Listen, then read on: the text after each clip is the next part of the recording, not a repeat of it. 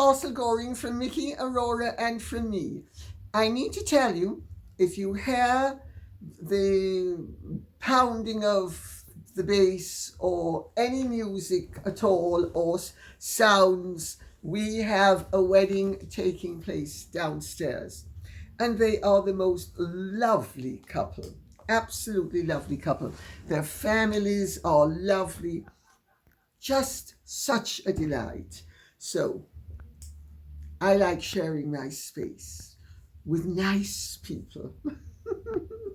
Now, without further ado, I'm going to plunge in because I have a lot of ground to cover today, and some of it is entertaining, hopefully, and some of it is rather more serious. So we will plunge in with what Chris Salvasace says.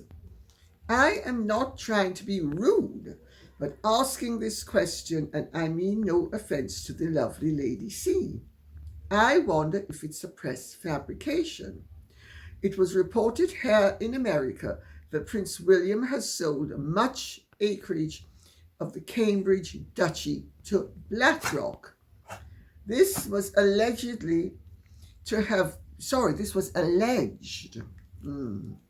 You see, as I'm reaching 50, sometimes I don't see as well as I ought to. Naughty me. This was alleged to have been for the purpose of affordable housing for homeless. It was said that the priority is to house Muslim immigrants over the English citizens. Has this also been reported in the UK? And do you think it's accurate or simply scandal to paint the royal family? It's utter rubbish. Prince William has an initiative using the Duchy of Cornwall to try to eradicate homelessness, which of course he's not going to be able to do. It's, one could say, a noble ambition, one could say it's a worthy ambition, but it is an unrealistic ambition. You can never eliminate homelessness because some of the homeless choose to be homeless. And sometimes it's drug related, or sometimes it's due to mental illness, sometimes it's due to misfortune. And of course, it is a good thing to try to alleviate homelessness. But the aim of eradicating homelessness is like, we're going to eradicate illness. Doesn't happen. That's not life. But anyway, he is donating land from the duchy that the Duchy of Cornwall owns. So it's not being sold to BlackRock, and there's no such thing in any event as the Cambridge Duchy. It is the Duchy of Cornwall, which is owned by the Prince of Wales. The Duchy of Cornwall is the Prince of Wales's portfolio of properties, and the Duchy of Lancaster is the King's. I should say the monarch's, because the Queen also had it. So that's rubbish. And shall we move on to the next thing? Because, of course, let's remember, nowadays there's a rolling news. One of the reasons why the news is so appalling and so inaccurate is that with the advent of the internet has come rolling news. It really started before, because it started with television. It started with news from CNN, 24/7 news. And I remember when Diana, Princess of Wales, died, that they just kept on rolling over, and it becomes repetitious. And on the one hand, it becomes really boring, and on the other hand, it becomes transfixing, and people become hypnotized, and then they get sucked in.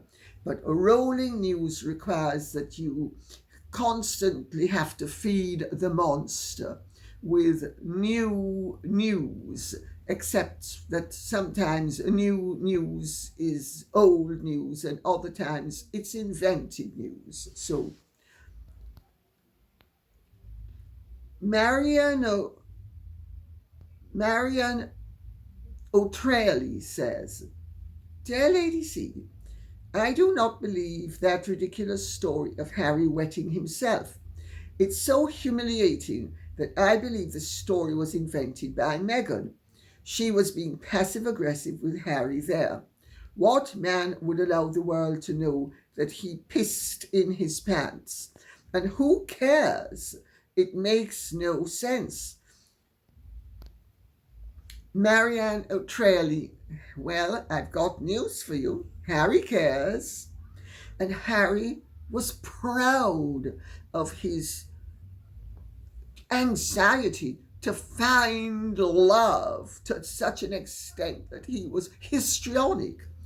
And Harry and Meghan both have histrionic features in their personality. And they don't understand, he more than she, that in fact you do not confess. She acts upon it privately, but he confesses it publicly. I mean, which human being in their right mind, much less man, would be so undignified as to admit something like that?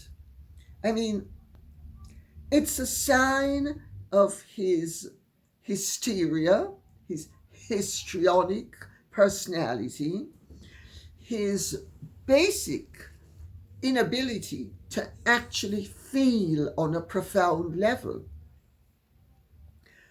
Now, people who have very dulled feelings emotionally create sensation.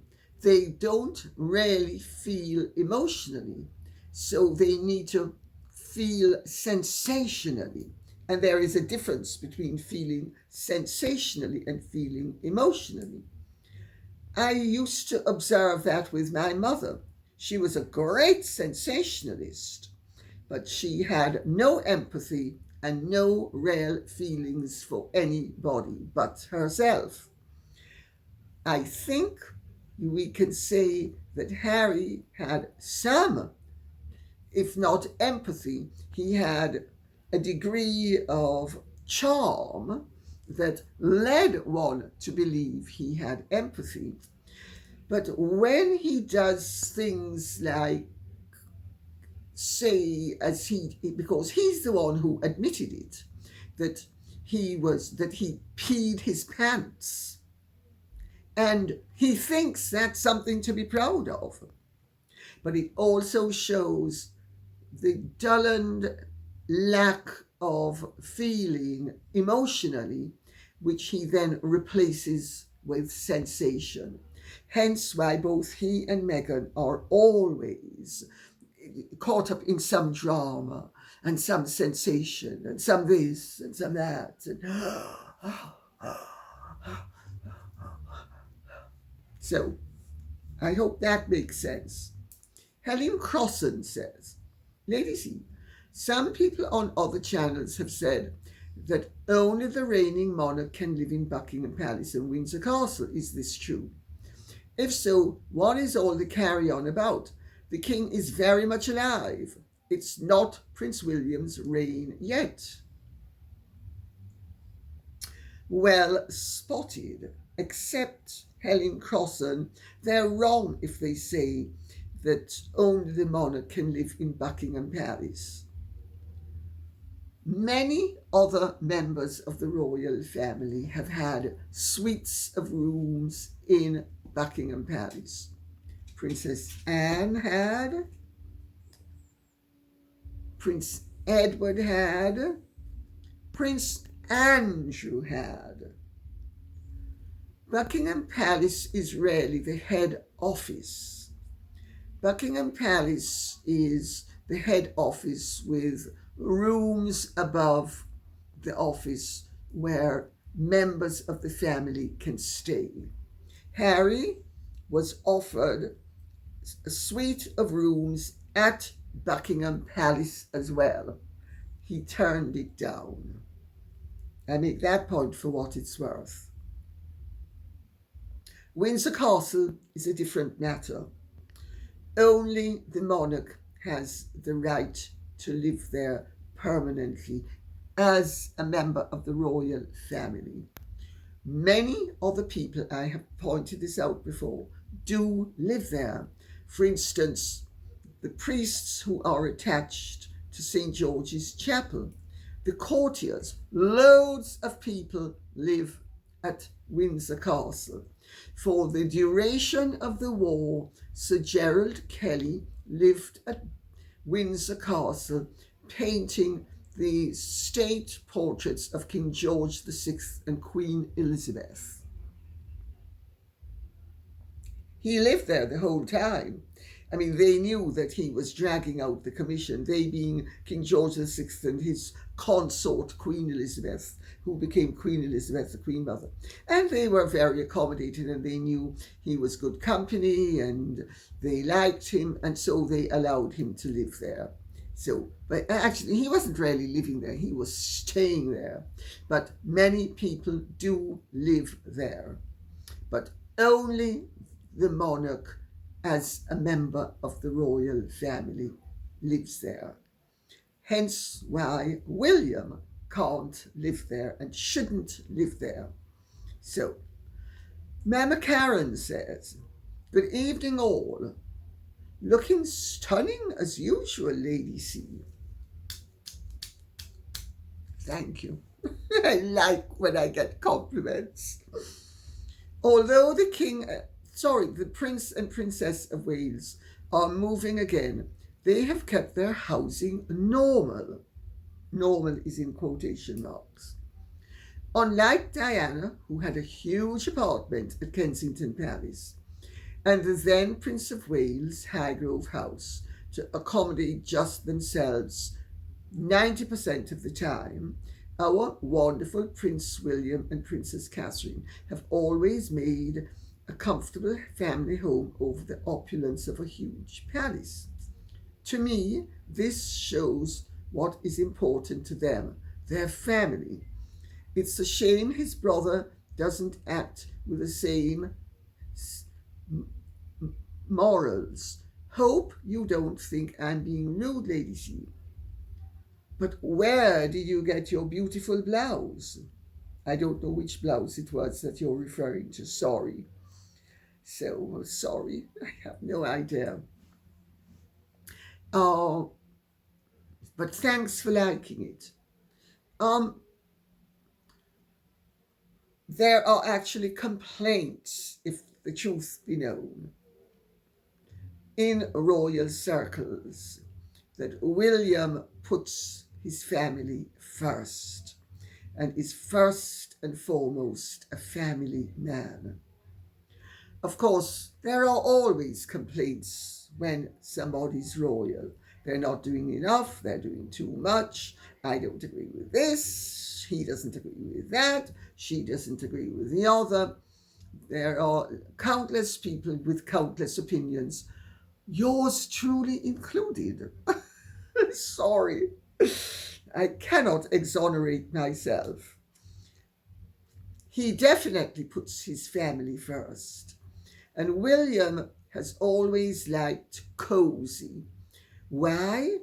Because let's remember, William is the child that Diana sucked into the melee that was, and the dramas that she would create when her personal life wasn't going well. When Diana and her latest lover were on good terms and she was fulfilling her fantasies of true love, everything was copacetic with Charles. As soon as Diana became disaffected with her latest lover and she was worried that she wasn't going to get what she wanted through him and with him, she would start to agitate in all directions, including with Charles. and suck William into the drama. That is why Williams had such stress on family life, and he loves stable, loving, non-dramatic family life. Catherine doesn't do drama. What Catherine does is character. She evidently can be tougher than old boots when she feels threatened or she thinks that somebody is going to be affecting her family life. She puts family first, but so does he. Highgrove House is smaller than Castle Goring. I make that point for what it's worth. It's not that big a house. Charles also liked cosy. The British royal family has always liked cosy. King George III was a devoted family man. When he wasn't mad, he and Queen Charlotte were devoted to each other.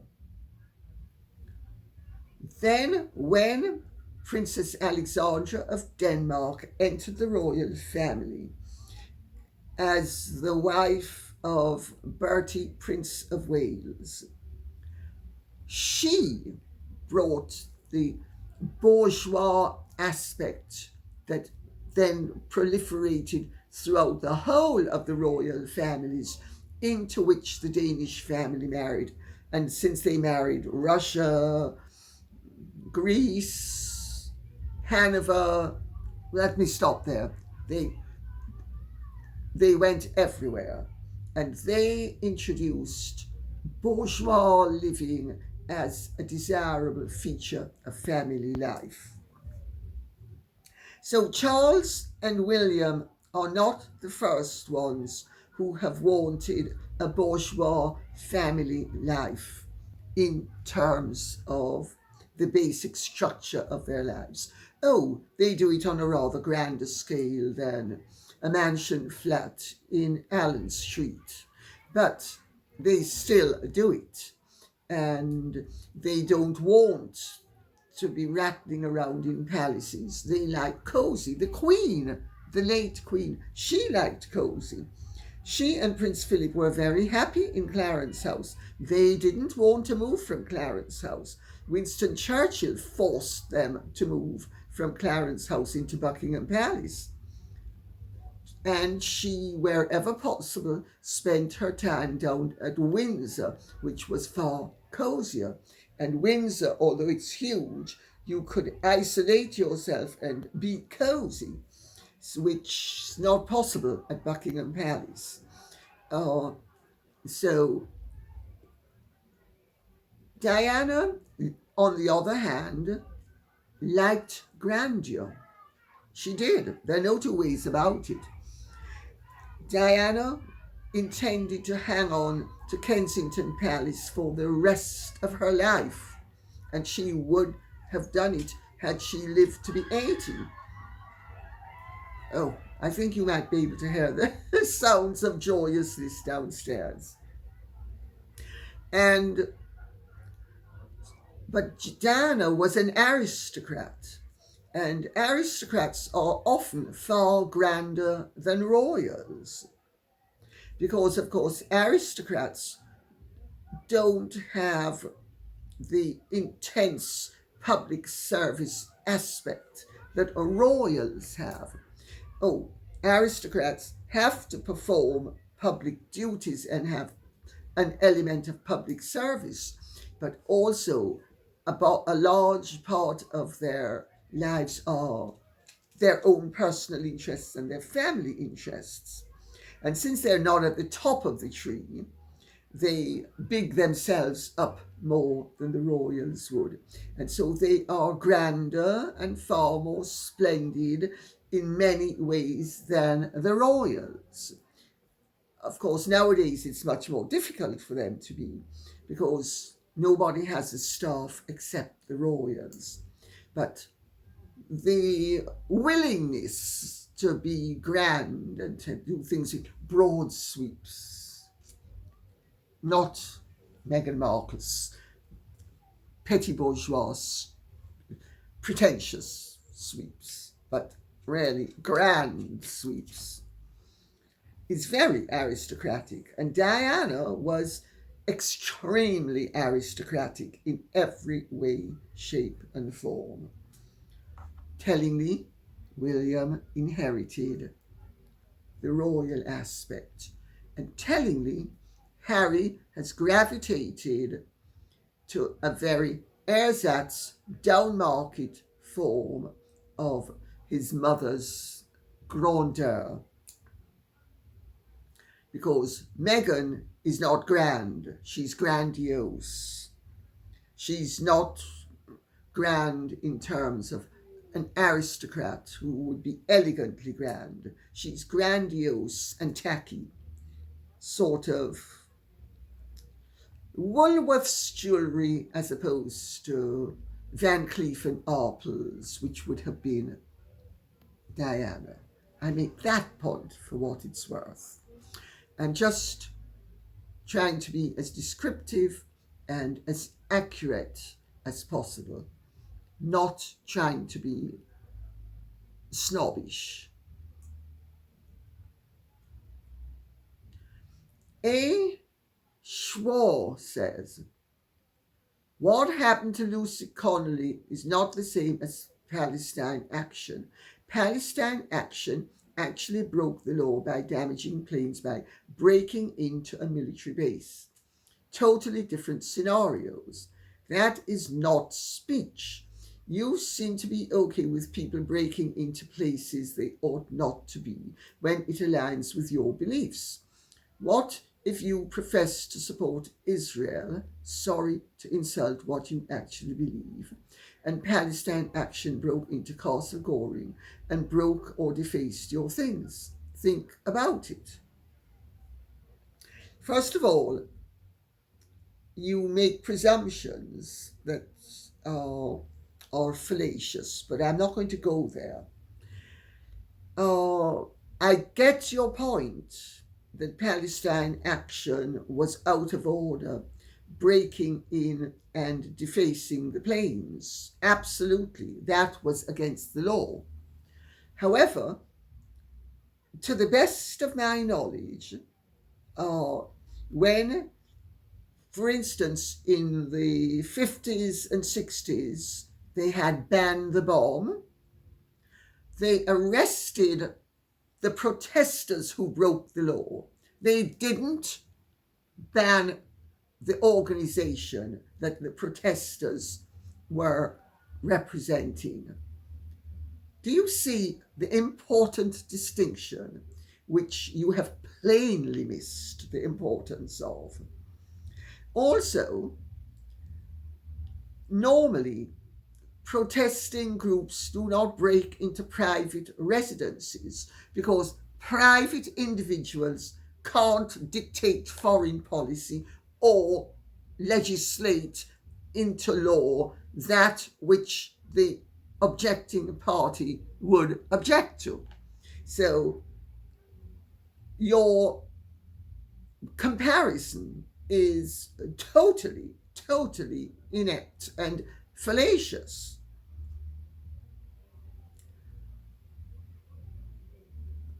However, the important point is that this government chose to ban an organization that, instead of the individuals who were a part of it who broke the law, the organization, it's very, very dodgy when you decide you are going to ban organizations because some people break the law. So, off your comparison, it would be logical that if somebody at Shell breaks the law, that Shell should be taken over by the local government that is the country in which Shell broke the law. I'm afraid that's not how the world should work. And I have grave concerns in terms of our civil liberties, that this is the sort of thing that the Soviets and the Nazis did. And this is the sort of thing that we are doing. And oh yes, there were millions of Germans and doubtless millions of Soviet citizens who genuinely believed that their leaders were doing something that was good. Well, let's remember how those ended up. And if you want to end up like them, good for you. I don't. So I think I've made my point. And I'd ask you, you said to me, think about it. I'd say to you, think about it. Civil liberties are very important. And one of the important things about civil liberties is that organizations with which you and I might disagree should function, should exist. A society where only that which is agreeable to the leading lights is a dictatorship. It is a totalitarian state. Of course, many people are in favor of totalitarianism. I'm just not one of them. J. Tate says, I have to say that I feel the protesters who broke in and caused £22 million worth of damage to the planes should go to prison. Otherwise, that sort of behavior will continue. Peaceful protests, yes, but not that sort. It's bad enough letting anyone pinch £200 of anything from a shop and not be prosecuted and get away with it. It's crippling shops and people who are working hard having their goods stolen by many. Tell me about it.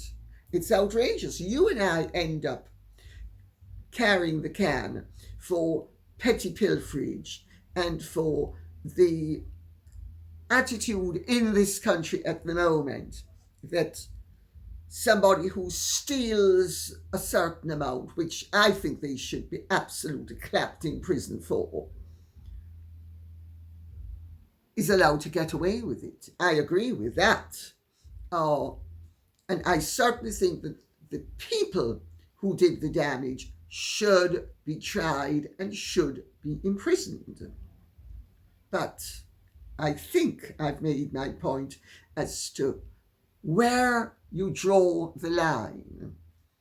But of course, Keir Starmer draws the line in if you display political sympathies for him and his ideas, you get a free pass. And if you don't, you are clobbered. That's why he's called Two-Tier Starmer. Keir Two-Tier Starmer. Susan Newman says, I can't say how much respect I have for you after the talk you gave on civil liberties, erosion of the right of free speech, and what I believe is the grave state that democracy is in Great Britain. It is hard to believe that this is happening in Britain, and I worry for your future. So do I.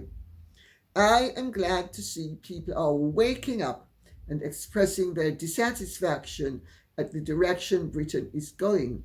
But to be honest, I don't think anything short of some type of civil war can save Britain now. Much love from New Zealand. Susan Newman, thank you very much for that. I don't think we've reached that pass. In fact, I am very encouraged at the trend in this country at the moment, because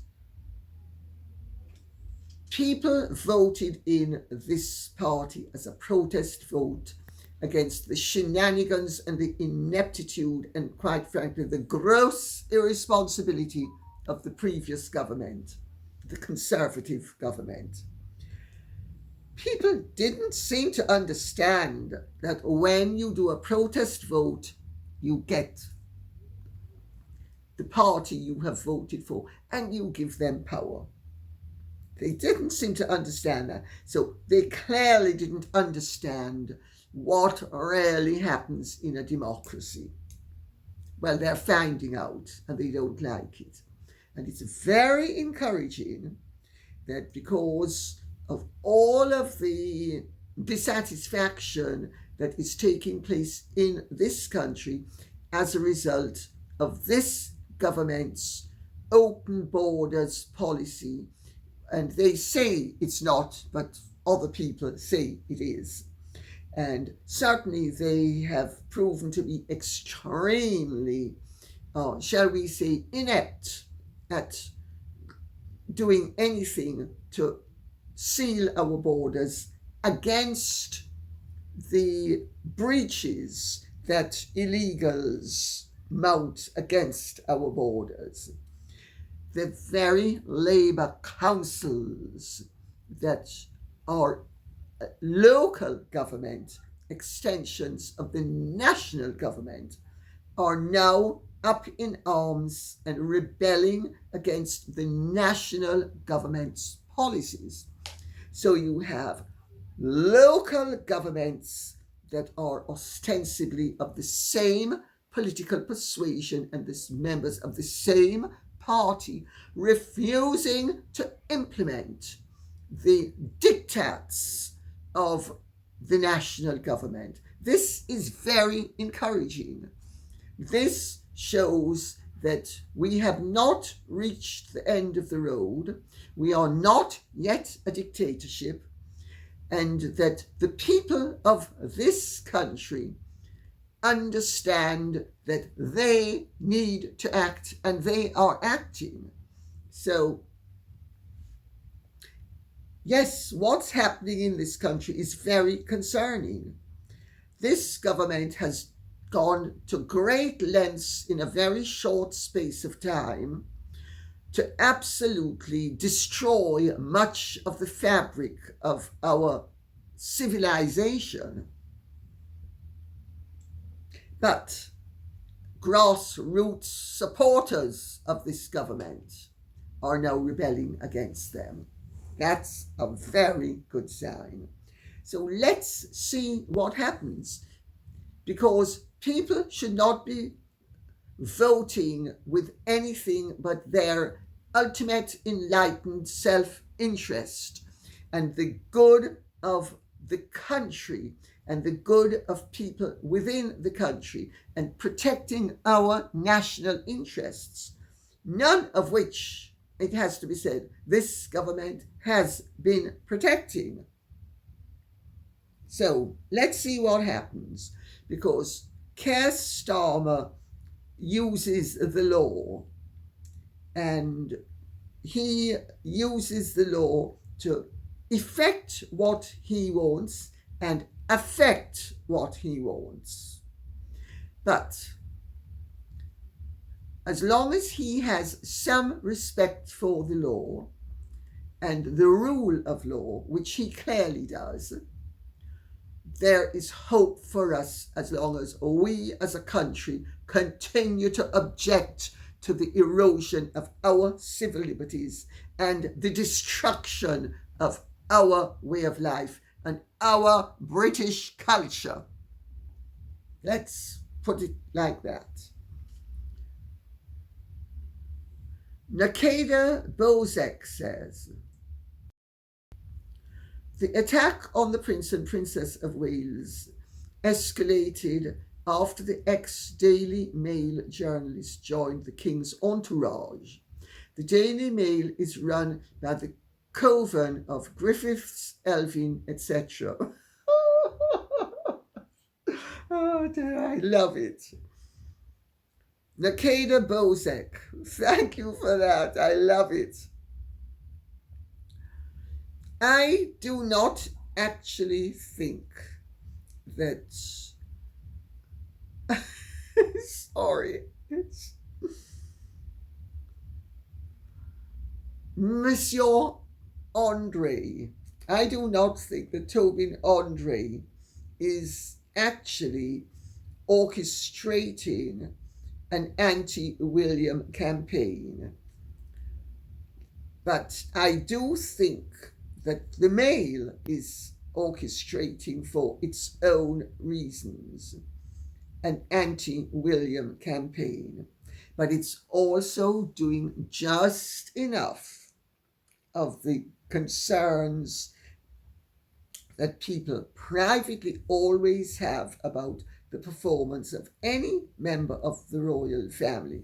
Because if you are a responsible courtier, or if you are somebody who is a supporter of the monarchy, you are looking at the performance and you are thinking, oh, well, this could be refined, that could be recalibrated. So you have a critical eye.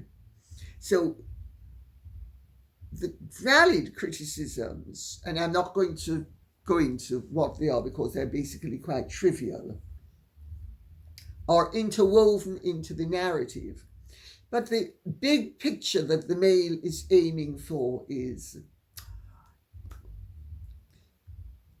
we are aiming to settle our case with Harry. And Harry, we're going to be really nice about you.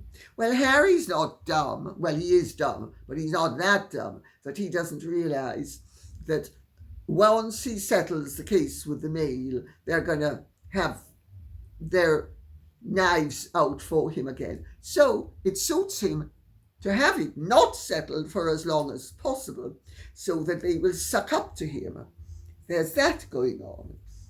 There's also the fact that the Mail likes the argument that there is division between William and Charles. So you have all of that going on. And of course, a lot of this is also encouraged by Harry and Meghan's supporters and the people who Harry and Meghan use to, shall we say, clean up their image. So it suits us to see what's going on and to call time on the tune. So thank you very much for that.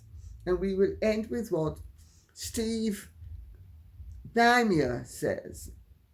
Unlike the rest of Europe, Russia has access to every, in big block capitals, natural resource except chrome, which it can get from its neighbor, China. If Europe would be allied to Russia, it could become an economic powerhouse equal to China and far superior to the USA empire, which is now lipping on its last legs. That is a very prescient and perceptive comment, because I have made the point before that it is in Europe's interest to end up being the powerhouse that it will be economically when it is not in the adversarial mode that it has been really throughout the whole history of Europe.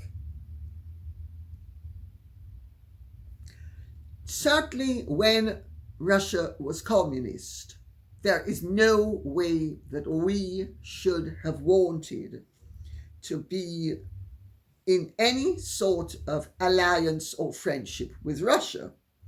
But Russia is now not communist. And I know people in the West don't like to hear it, but Russia has reverted to its original Tsarist beliefs, orthodoxy, Christianity, and I'll stop there because I don't want to make this into a Russian lecture, so to speak. But Russia is the largest and naturally richest country on earth. And our policy of trying to throttle Russia has not worked. And it can't work. If you try to deprive someone who is better equipped than you naturally, you force them back onto their own resources, and they utilize and develop those resources, I'm afraid you are actually shooting yourself in the foot. Now, Russia in 1861 was a primitive agricultural society with serfs. By 1911, so we're speaking about a 50-year period, it was the most rapidly industrializing nation on earth and confidently predicted to overtake the United States of America, which was also and had also been rapidly industrializing as the world's premier economy. Well, that didn't happen because of the downfall of the Romanov dynasty and the introduction of communism, but it happened to the extent that the Soviet Union still ended up being one of the world's two great superpowers, the other one being the United States of America. Well, yes, the United States of America is a large country and it has a lot of natural wealth. It's not as large and it doesn't have as much natural wealth as Russia. So, I hear what Steve is it Baimler or Baimler? I think it's Baimler. Sorry. It's Baimler. Sorry, is saying. And the L looks like an I because the I has a dot, of course. But I think it's Baimler when I look again carefully. He's made a very valid point that I've made before. And also, ultimately, the United States is massively in debt, as is the United Kingdom. And one of the reasons why the American foreign policy has taken the turn it has is that the United States of America can no longer afford to be subsidizing the rest of the world, including Europe.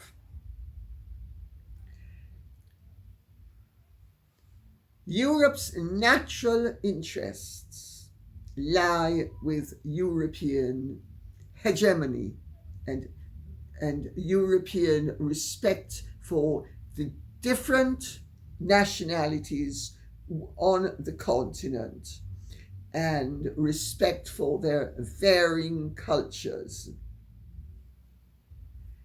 and not aiming to have a one world government with one identity, the Western style identity that some people think is going to be possible.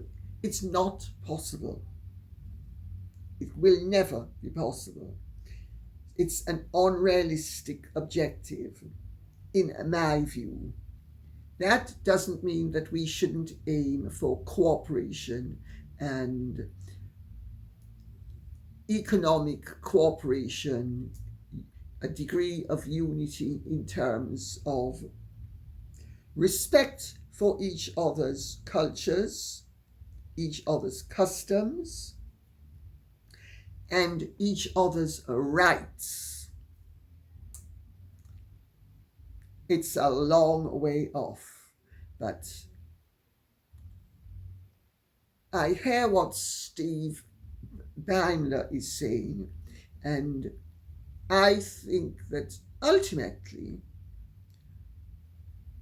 if the European Union states understand that their best interests do not lie with being satellites and extensions of America, but in focusing on their own national interests, we will see a recalibration and hopefully harmony.